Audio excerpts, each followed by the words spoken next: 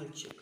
Мусляченький, хороший. Итак, знакомимся. У нас вот такой чихуахуа. Нам 11 лет. И мы первый раз ему чистили зубки без наркоза. До этого ему чистили только с наркозом.